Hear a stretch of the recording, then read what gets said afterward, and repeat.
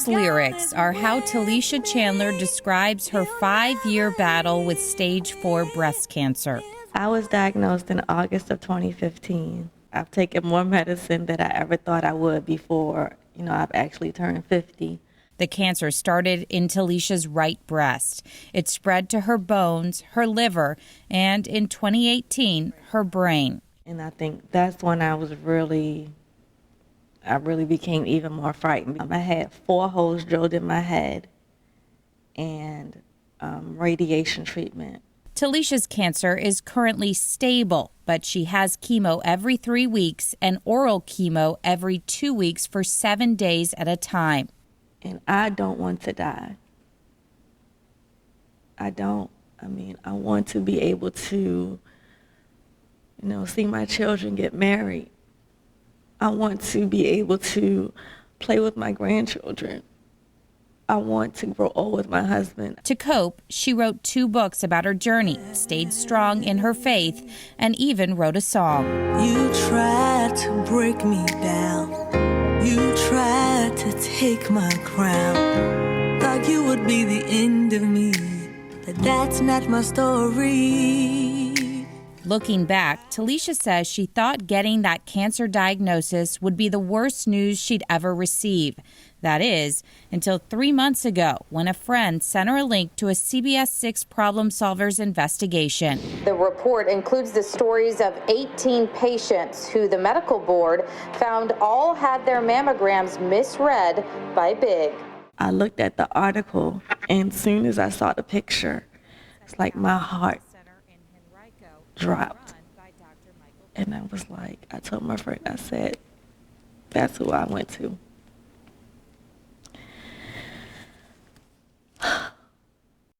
Taleshia is a former patient of Dr. Michael Big, who in May had his medical license suspended by the State Board of Medicine.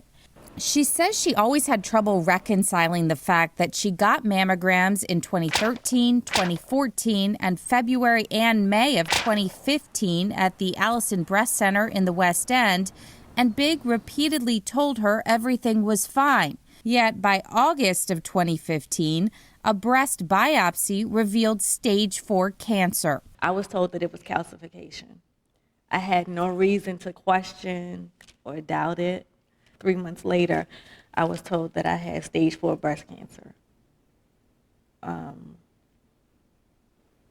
And I couldn't understand it. Our report prompted Taleshia to take those old mammograms to another radiologist. And then he was like, well, no, it wasn't just there in 2015. It was also there in 2013 all along. So that means that in 2013, someone looked me in my eye, looked me in my face, and shook my hand and said, you're good to go.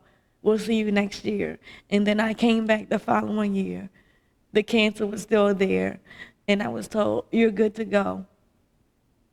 So year after year, I was lied to. Perhaps an even harder pill to swallow? He even told me that had it been caught in 2013 like it should have, I most likely could have had surgery and moved on with my life because it was at a very early stage at that point. Taleshia has since filed a complaint with the Virginia Department of Health Professions. And I wish that I could go back in time, but I can't. 2 local lawyers say since the news broke that Big's license was suspended, at least 7 more patients have found out their mammograms were misread or underread by Big, leading to costly delays in diagnosis. My story's far from over. Taleshia believes there may be even more in the future, so she wants to make sure Big is held accountable for his alleged life-altering mistakes. I don't want anybody else to go through this.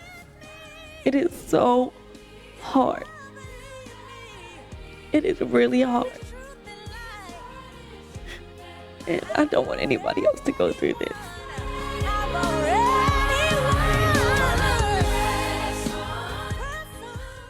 In several stories, we've mentioned how patients from the Allison Breast Center told us they were having trouble accessing their medical records. However, a local lawyer that is representing some former patients says that process has recently gotten a lot better. She says there is a new email address to reach out to. That email address is AllisonBreastCenter@gmail.com. Again, AllisonBreastCenter@gmail.com. Working for you. I'm Melissa Hippolyte for CBS 6.